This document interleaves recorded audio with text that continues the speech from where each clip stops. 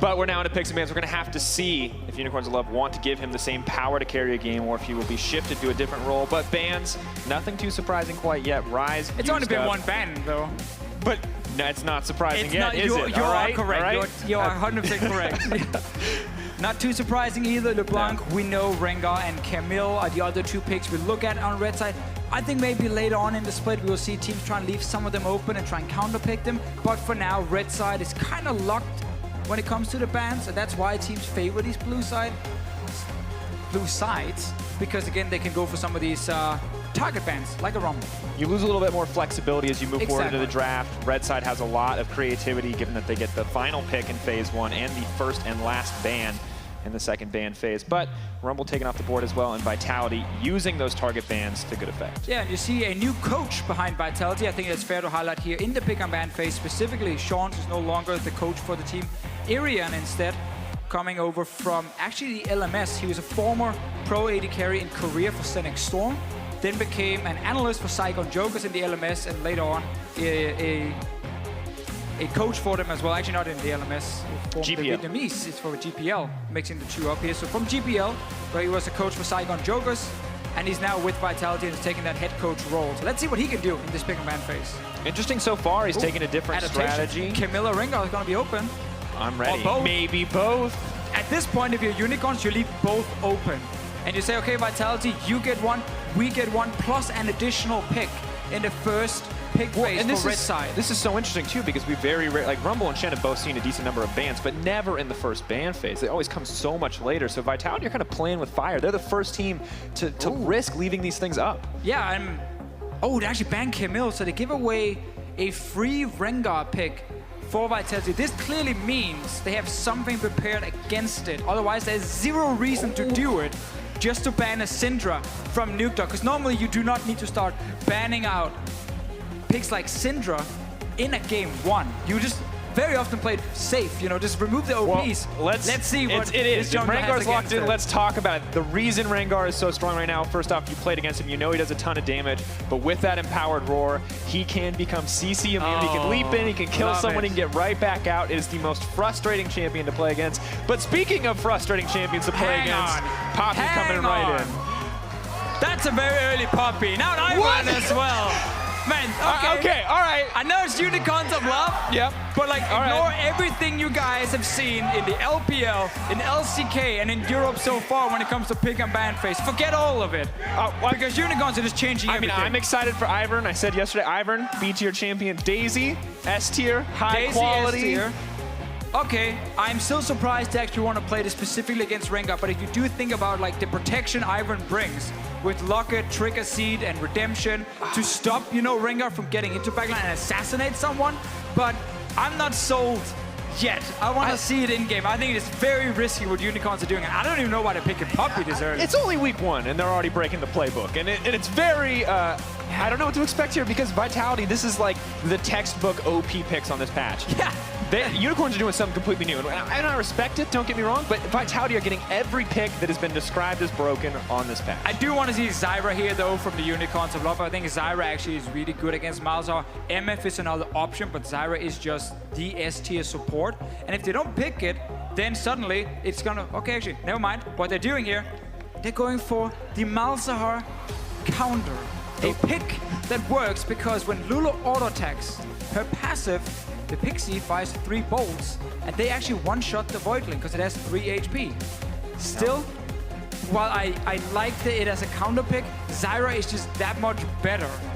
And Lulu is normally because Xerxe is then removed, and then Malzahar gets picked, and then you can go something like Lulu. But it's fair. It's fine. Here's the thing I see. There's a ton of protection up on the side of Unicorns of Love as we enter ban phase 2. Keep your eyes on phase 2 to see what's going to be taken off. It's Ashe and Maokai so far. There's a lot of shielding. There's a lot of protection here on this Unicorns lineup.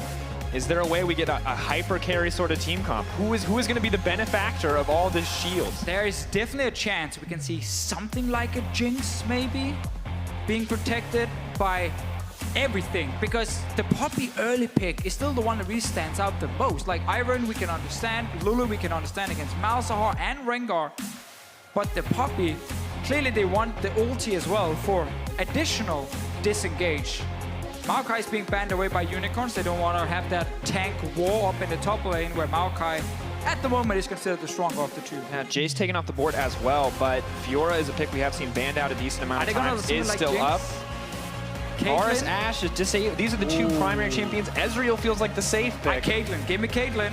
I'm glad I just got to say it there. Caitlyn, Lulu.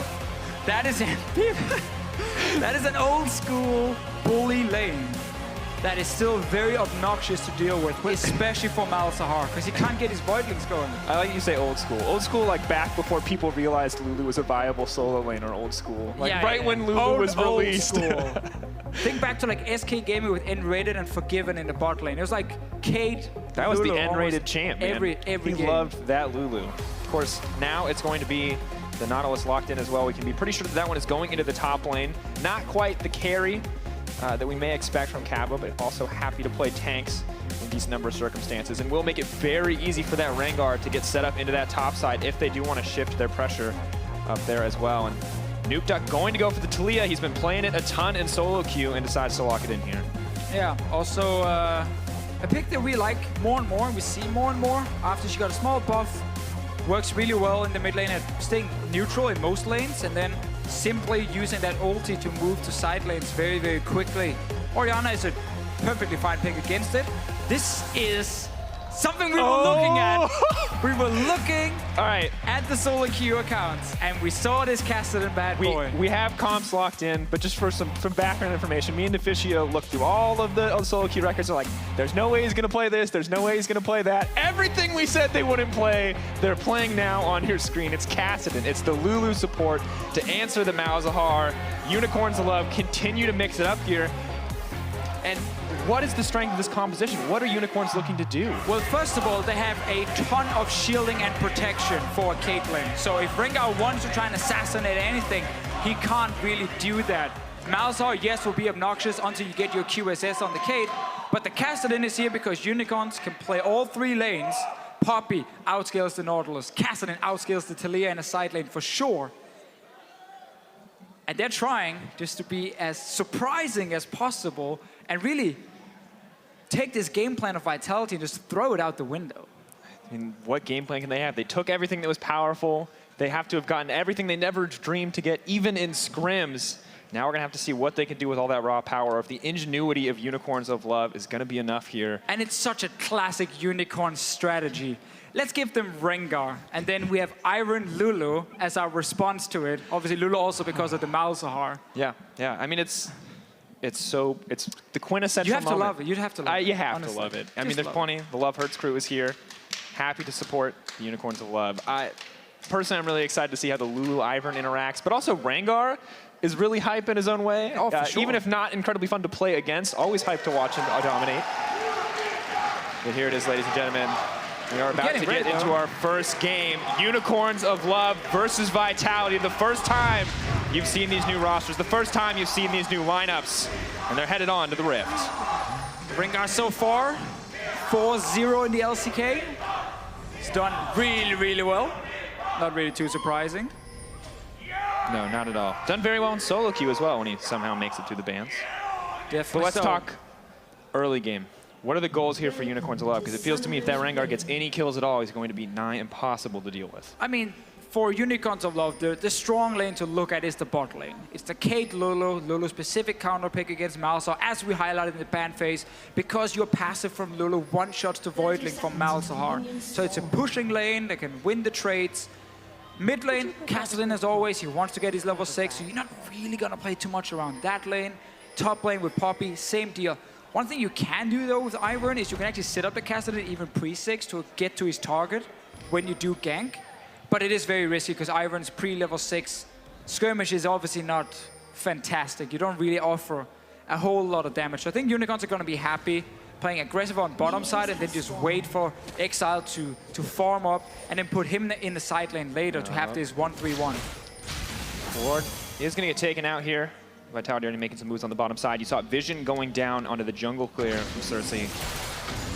Not going to quite get it. Unfortunately, was not able to one-shot the Void Lane before it got to spawn a few more. Hylissang doing his best to clear those out. Will pick up a little bit of extra gold. And Hachani learning very quickly why the Lulu was picked into this matchup.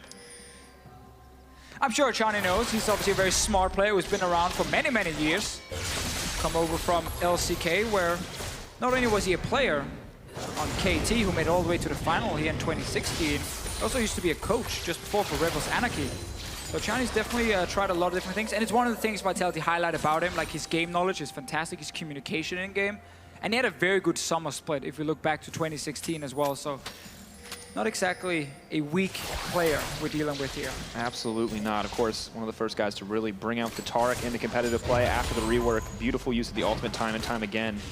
And Deficio, I want to talk a little bit about the mid lane match. Of course, Exile's going to wait for level 6. He wants to be that big split pushing threat, but what are we expecting from this Taliyah? Because we have not seen these two champions match up each other yet. No, I mean, Taliyah obviously will get the early shove because Kassadin doesn't really have a way to push it back, and very easy for Taliyah to push it in, and you want to see if you can deny some CS. But there is no kill pressure for Nukeduck right now against Exileh with Potion, Dark Shield to make the Potions even stronger. Exileh is okay falling behind and just wants level 6, and then it can become difficult for Taliyah because Kassadin can just jump her, and as long as you maneuver instantly, like move to the side as soon as you jump her, it's very easy to dodge around the knockback as well from Nukeduck. So Nukeduck is in a good spot at the moment, but later on it becomes a lot harder. Making some aggressive trades here, trying to maintain control of the mid lane, and has a sizable CS advantage as well. But once again, not going to mean much unless he can keep that lead and continue to grow it. Top lane continues to be a tank fight. Ivern continues to farm up, but really it's Rengar we have to keep our eyes on. Top lane, Drakos. This is where you're going to see the insane Ivern puppy damage. Vizicsacsi setting up for the knockback. There goes the trigger seed. Cabo starting to move it out, saving the hook, waiting till he can hook under the tower. Cabo knocked back, decent damage coming in. Are they going to be able to grab it? First blood down to the Ivern. Almost too easy. Cabochard pushing up. Guys, look down here at his items. The ward is ready from his trinket, but he didn't place it yet. So Ivern just walked in freely and managed to pick up first blood. Just a slow and steady kill. It has to be frustrating to start off your top lane like that. Nautilus should still be able to push a decent amount, but has to be careful. Cabo is already back in the top lane. Unicorns love. Solid debut from their new jungler. Picking up the Dark Seal as well. Almost insult to injury. I actually like that a lot because I think you can go Soul Stealer later on Ivern, because most of the time you are not like sitting in the front line with the champion. It's obviously Daisy sitting in the front line for you. So you can actually stay pretty safe in most fights, and then you start stacking that extra AP from Soul Stealer. So I like that pickup, but man, Cabochard, basic mistake. Like you are way past level 3 and level 4 for junglers, and you haven't placed your ward. Obviously, you're gonna get ganked in and punished when you're pushing and pushing and pushing. Well, they have now responded to it. Vitality placing a ton of vision on the top side of the map, and it could be Exileh who's caught out next. Djoko looking for that opportunity in the mid lane to gank, but Vitality updating as they go. They are now putting vision on the top side. And there's going to be another opening now. We talked about Nukeduck before, but let's see the action-packed gank. Puts in trigger seed. Look at the damage. He has the red buff though, that is the important thing. But honestly, this just comes down to overextended top laner with no vision. We've seen it in solo queue. We even see it in professional play. Yeah, this is one of the big strengths, of course, of Ivern, is he can clear relatively quickly with smite charges up. So you saw a level 4 Ivern against a level 3 Nautilus on the top side. Ivern has one of the fastest clears to level 4 if he just stays in his own jungle and doesn't actually go for any shenanigans and wants to be really annoying level 1, level 2. And if he just fully clears his own jungle and then ganks, it can surprise some people. But as we talked about with Nukeduck before here, there's going to be that window where Exileh is not feeling strong enough to go side lane, where Nukeduck does have his ulti. And that's where Vitality can use him to push in mid and then send him to the bottom side or the top side, depending on where they want to try and set up a dive.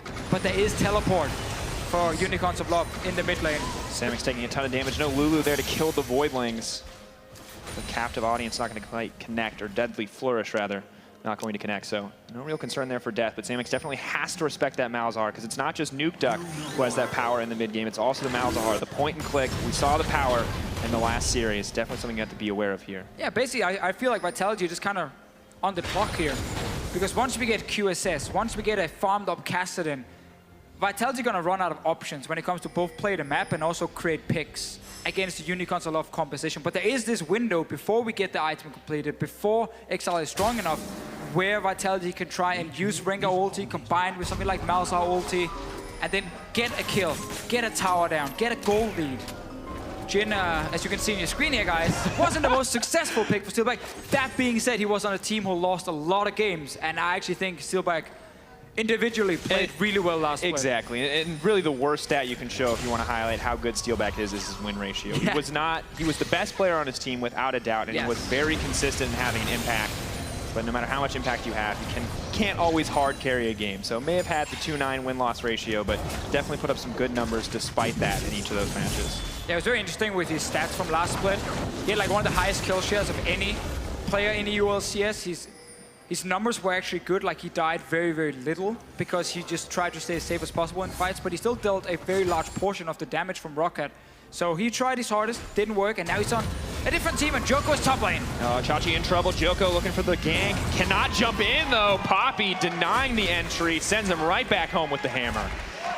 The early rotation Poppy working here for Vizicsacsi. I feel like they just actually picked it so early because they wanted to see more picks from Vitality. They could counter. Well, like additionally, it interacts pretty well with the Rengar. Stops the leap in. Stops a lot of the aggressive options coming in here. And a lot of what they have on the Unicorn side with Ivern, Lulu, Poppy is a lot of disengage. Kassadin is the target, or the player really sitting in that backline trying to assassinate people. But it's going to be hard to kill Samux as well. Like, this man is being set up to carry in this game. And it's interesting, Unicorns love putting so much pressure on their new players. New jungler, you give them Ivern, something unconventional, something different. You got a new AD carry, you give them Caitlyn and say, we'll give you the reins. We'll get you to 35 minutes, you just got to bring us the game. We'll give you the protection. It's on you now to just sit there, auto-tag as much as possible. We're waiting for Hachani level 6. I think that's kind of the go bottom for Vitality at the moment. The first gank from Djoko failed, but his ult is going to be back up by the time Hachani hits 6. Problem is, again, the double teleport. Notice how Exileh has not used TP back to lane after the very first one, because he knows he needs to save it for when Nukeduck is roaming. And that's obviously very smart, because it makes it harder for Vitality to create a dive. It's very risky then. And it just buys time for Unicorns of Love to scale, as we talked about. Get to your QSS, get to this point where Kassadin can carry. Well, and then Vitality will struggle. You said we were waiting for Hachani level 6, and we were also waiting for Nukeduck in the mid game to use that Weaver's Wall, to use the roam potential that Taliyah brings to the table to find an advantage here. Nukeduck's level 8. He's got some items under his belt. Got that also crucial last chapter, but hasn't roamed quite yet. What is the breakpoint here? When can he afford to leave this lane? Well, again, Hachani level 6, so you can actually almost guarantee a kill, and it might have to be on Lulu, just so you prevent her from not only using Pixie, or Whimsy, sorry, onto the Malzahar, but also obviously using it to pop all the shields and protection onto Samux if he's the target. But if you have Nukeduck there instantly, it's obviously a faster reaction than TPing in, because it's much longer challenge time for TP. You can burst down a target. Hachani has hit 6 now. Djoko has ulti and instantly Vitality. Playing around bottom side, setting up a lot of vision, trying to create that path Nukeduck can roam as well, down the river with a lot of control wards. Yeah, they might know about 2 in the bush, but they do not know about Hachani. I think, sadly, though, for Vitality, the fact that Hachani hasn't returned to lane is something Unicorns have already communicated and saying there's a high chance he's here. Flashes up. Xerxe may check the brush. That's a lot of damage, but he's just going to pull back. Djoko immune to CC and backing off. And that's where you see the good communication. Hylissang was with the team. They send in Ivern first. He pops his shield. They're saying, okay, you can't kill this guy. Like, we know there's a chance you're here. We're just going to check. And Unicorns make sure Vitality can't really do anything with the roam. Yeah. That sound, by the way. Nothing worse than dying to an Ivern. No, it's actually slow, it's steady, and it's full of funny noises. Hylissang. Proving our point, thank you. Just get it in there, just to let people know that it does, in fact, one-shot the Void Lane. Good ulti. But again, we see that setup. This is exactly what we talk about. Djoko in the bot lane with ulti. Hachani level 6, he can flash in and use it. This is such patient play, though. Samux had overextended a little bit earlier, taking a lot more damage from Hachani than he wanted to, but now playing much more patiently. Nukeduck is moving as well, Drakos. I don't know if it's going to be enough. Keep your eye for the Weaver's Wall. Out comes the Rengar ultimate. 2 shots going to connect. Samux going to tank all 4, as it looks like. Dodges the 4th. Misses out on that all too crucial crit. But Vitality, they're looking for these setups, and they cannot find them. I think it's just a lot of credit to Unicorns of Love here, playing like super smart. They're not playing over aggressive in the bottom lane. They're respecting the roam before towards mid from Hachani. And it's Unicorns just not giving any openings to Vitality. I mean, we look at it, they grouped up when they knew that there were members around the mid lane. They said, if you're going to come for us, we're going to fight you in the full team fight. We know once your combos are done, we can take you. Then Vitality backs off, they clear out the vision. It's very slow, very systematic play, honestly, from the Unicorns. And it's really the change I feel like we saw in the summer split from Unicorns of Love, where they stopped just being this goofy, crazy, aggressive team who always wanted to just try some insane team fights. And they started playing much smarter. I don't think it's still like at a perfect level, but I don't think it's perfect for any team in Europe. And we're seeing now they continue the trend from the summer split. Great understanding of how to use the composition here in the early game, what not to do especially, which is to force ton of fights when Hachani has 6 and Nukeduck is roaming and so on. Just smart play so far. Good exchanges back and forth. Samux potentially in trouble here. Decent damage going down, but once again, Voidlink's pretty easy to deal with overall. Hylissang happy to have the extra gold. And right now it looks so even. We're about 13 minutes in, the gold only about a 700 difference as Exileh picks up that blue buff. But we have to remember the scaling is just so in favor of the Unicorns of Love. And it's frustrating if you're Vitality. You drafted this composition with the Taliyah in the mid lane, with Malzahar ulti in the bot lane. Like, you feel like that's a very easy go button. You can just go bot lane, ulti someone, and kill them. But it just gets countered by double TP and by Lulu down there in the bottom lane, and it's frustrating. And by, honestly, insane patience, Unicorns of Love willing to forfeit waves of creeps, willing to forfeit vision advantage at any turn just to ensure that they don't give up anything at all in the early game in terms of kills. They know they can miss a wave of creeps, but they can't afford to start giving up those kills. Yeah, because it's once the towers start falling, it gets really, really hard to sit in skeletal late game. If the enemy gets down all outer turrets, they get so much access to your jungle. They control the river suddenly. You can't stop dragons from falling.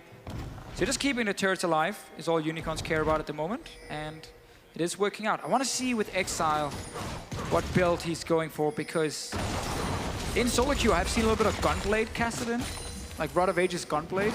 And it is when you jump in, you get a little bit of extra burst damage with the Gunblade active. This is how far we've broken you this season, is that you never expected to see Rengar giving up, and now you're seeing a Kassadin, and now you're like, sure, Gunblade, anything's possible. Let's do it. They built it once. I'm just putting it out there. I'm not saying it's going to happen, but there is a chance. Hachani setting up another trap, but this time he is spotted. Yeah, Vitality rinsing and repeating the same map movements that they've used in the past. Hylissang not respecting the potential for engage. Flash in, too much damage. Hilly gets popped, all too easy for Vitality. They were on a ward, and he's the man who can't get caught out because he's the man needing to save the other guys. Why on earth would Hylissang think he should run down to the river? Not entirely sure. He saw them on that ward near the mid lane. This is exactly what Vitality needed. They got a pick, and now they're trying to get some tower damage. Daisy comes out. Djoko taking decent damage so far. Trigger Seed goes out. Daisy's nigh impossible to escape from at this point, but Weaver's Wall comes in. Is instantly canceled. Chachi on the backside disengages the fight. Using the smite to pop the Daisy. Chachi goes back. Hachani gets taken down. Unicorns of Love control the momentum of the fight now, but Nukeduck is waiting. Looking for an opportunity to turn this back. The wave is pushing in. He's trying to do something, but again, Unicorn's not overextending. Yeah, and I guess it was all one big bait from Hylissang. I'm dead, guys. Please push my bot tower. And then, boom! Double TP. That is what I call strategy. Surprise! Got him every time. Unicorns of Love now looking to pick up that Ocean Drake. It's not quite as early in the game as you'd normally like to see it, but still a reasonably powerful buff. Gold remains still close to even. The Ocean Drake will be the only really big boon for the side of the Unicorns of Love. Drakos, let me ask you. Yes. Are you tired of the Drakes now? Because I feel like it's not as spicy as it once was. It's not as spicy, yeah. It's not really worth talking too much about the specific Drakes either, which is a bit of a shame, because there's actually a lot of stuff to talk about with them, but this was the big bait here from Hylissang that led into a double TP combo from the Unicorns of Love. Now this does give Vitality actually some time to try and set up a Taliyah play with Malzahar ulti, with Rengar ulti, because there's no TP. Using double TP for one kill is not worth it. Obviously they did it to stop the tower push as well, but blowing 2 very long cooldowns for just the kill opens up some chances for Vitality now. And we have to remember so far that it has been cautious play from the Unicorns of Love that's kept them in this game. Now they've used their get out of jail free cards, those teleports, to make sure that no play can go against them. And now here is the real opportunity for Vitality to find a weakness, to kind of expose the early game of this Unicorns of Love composition as we very quickly approach the mid game. Definitely so. Nukeduck will have his ulti in just a few seconds. Hachani does have his, but no flash just yet. Do like choice of boots though. Go early CDR in there to get that cooldown reduction on your flash as well, because Malzahar really outside of laning phase. It's a lot of just flash ulting someone and your team then kills that guy. That's why you need those boots. Yeah, Exileh moving forward, but it's good you pointed out Malzahar feels a lot like Annie did back in the day of her lane bullying. Just a little bit easier almost. Just a little bit easier because you can point and click. There's nothing they can do to dodge it. It's great we still have champions in the game for people who feel like they can't be bothered using their mechanics just once in a while. Well, Samux is going to need his mechanics because Djoko's on the way in, but they're going to ignore him and go for the tower instead. Not looking for the aggression. Here comes Ivern. Djoko locked up. He's going to go down. Whoopsie.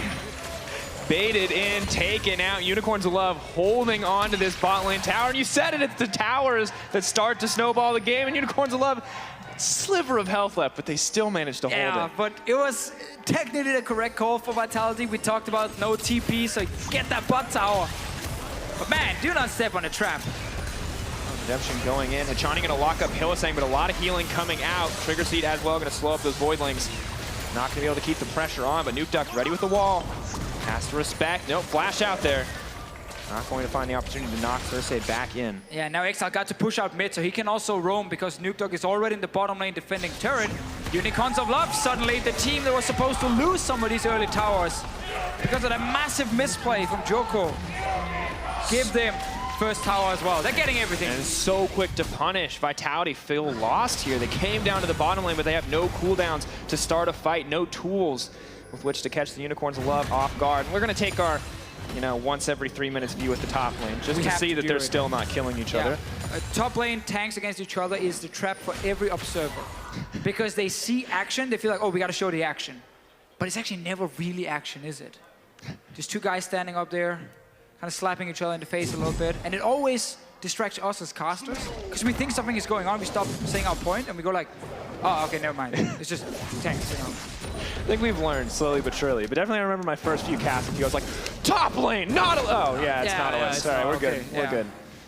And it's a shame when you just have that perfect point that's like gonna impress everyone, and then you miss it just because. Oh yeah, sure. Of the top lane tanks. I'm sorry, we interrupted your perfect point. I'm just saying, man. That's why I haven't dropped any at all, because I get interrupted. Interrupted now by Exileh. Picking up the donated blue buff, one of the mini perks of the Ivern kit. All of them sort of odd and not quite easy to understand. But Hachani now moving forward. Silence goes in. Djoko does not, however, as Chachi is just free to back off. Vitality still making moves to get aggressive. Now looking to control the top side as Steelback has made his presence known. And I think that's something we really have to highlight with this early pick Poppy, because Unicorns knew Rengar was going to be first pick. It's another way of also stopping Djoko from reaching the backline. Not only can you knock him away with your ulti, your W obviously stops his engage, his jump in. Same for Nautilus hook, stops that one as well. So Chachi can just sit, near his AD carry, and no one can actually jump that AD carry. So very, very smart, honestly, and surprising at first with the Poppy, but now when we think more and more about it, it actually makes a ton of sense. And now the momentum has shifted very clearly in favor of the Unicorns of Love. It's 20 minutes, they're up 2K, the Ocean Drake. Now it's going to be 2 towers as well. Vitality, they're going to try to get something back on the bottom side. Nukeduck and Djoko spending some time in the mid lane as well, but nothing seems to be going their way. Just a small consolation prize here. Yeah, Unicorns haven't even needed to really change anything in their setup on the map. It's just move the AD carry and support to whatever lane you want to kill a tower, and it's a very standard change for them. There's really nothing special. They've been defending really well. Vitality have been behind before. I think it's safe to say, especially last split. A very different lineup, but still Vitality with a bit of a pedigree for coming back. Come back for much bigger than about 2K gold that they face now. Could potentially be an option for them. I also feel like they're against a slightly better team now than what Vitality versus Rocket was last split. Unicorns of Love looking strong. One of the teams a lot of people predicted to be a contender for, should we say, top 3, top 4 for sure. Like at least to get into playoffs. That's a guarantee. And it's interesting how our expectations of Unicorns of Love have evolved over time. Because for a long time it was, this is a team that's never going to make it to playoffs. And they always made it to playoffs. And now it's the team that we're surprised if they don't make it to playoffs. They have made such strides in summer and have proven themselves as a as a team and an organization that can bring up new talent. Yeah, because it used to be just Chachi and Hylissang that was like the core on Unicorns of Love, and they would change like all the other members from split to split. But then now they've added Exileh to that very, very strong core of Chachi Hylissang already. So it's 3 members they're keeping, actually 3 very good players, proven players, who have shown they're good enough to play for these top positions. So I like the fact they can actually slot in upgrades from here on out. Samux, obviously we can't call him a straight upgrade over Veritas, but Veritas was not a key member on Unicorns. And it's definitely been a jungle upgrade for sure. Oh, Samux caught out, locked up. There's a lot of damage going down, but the Lulu's keeping him alive. He's gonna live, he flashes out. Samux, unkillable as they pick up the Rengar. Vitality walk away empty-handed. They're losing members left and right, and this is absolute disaster. Romain in the back cheering for the team. You can see it, double kill for the Kassadin, and they come away with everything they want. Yeah, I know we don't like to say a game is over before the Nexus is actually dead, but with the composition Unicorns have drafted, with how well they play defensively in the start, then this game should be over already. Each and every cooldown burned to kill Samux, burned to kill the new blood on the team, and it failed. He makes it out. The supports of the team come together to keep him alive, and there's nothing left when you blow those ults. We have Trigger Seed from Ivern, we have Locket from Ivern, we have Shield from Lulu, Ulti from Lulu, everything on Samux here, and there's nothing Vitality can do here. They just cannot one-shot anyone on this Unicorns lineup, and then it will always lose the follow-up. Exileh able to chase on the Kassadin. Rest of the team desperately trying to join, but he doesn't even need them. And we look at the follow-up, it's Poppy damage, it's Kassadin damage. These champions who are so difficult to escape, so when Vitality commit like that, there's no hope of them getting out. It's kill or be killed. And my god, Exileh. I mean, that is a ton of damage already at this stage of the game. It's such a smart pick and ban phase from Unicorns of Love, with it's specifically designed to counter the Rengar first pick. And later on even also the Malzahar, which was just even better for Unicorns when they saw that pick come in with the Lulus here. So just have to say, really, really fun draft to watch. Well planned. And it certainly means now next time Vitality plays Unicorns of Love on blue side and Rengar is open, if you haven't banned away some of the picks that Unicorns are using to deny what you're trying to do, then it might be difficult suddenly picking it. May have to use those bans on the Lulu, may have to use those bans on the Poppy next time around if they want to keep this going, but Rengar, Djoko stepping a little bit too far forward as Chachi's going to take some of those shields to block the damage and take down the tower. Yeah, I think a change we can see if Vitality wants to do the same is just don't pick the Malzahar with the Rengar. You're putting too much into that single target pick potential. Just take the Zyra instead, you know. Get an even stronger bottom lane that can try and just dominate the lane and play AoE team fights, because then suddenly Lulu doesn't have a lot of value against big AoE mages. She's very good against single target, but she's very bad against area of effect damage. In goes Daisy. Chachi there as well, breaking down the turrets slowly but surely. Exileh over the wall. Djoko in trouble, but Hachani's going to lock him down. Decent amount of damage coming in. Redemption going to heal up the side of Unicorns of Love, and the inhibitor is left open and exposed. But Rengar, he's looking for an opportunity. He's looking for a way in. Exileh locked up. The silence comes out. Kassadin's in trouble. Unicorns of Love still holding firm, still backing off. Djoko still has a little bit of time. Dodges the trap. Out comes the curtain call. But who is it going to connect with? Rengar can find a way in.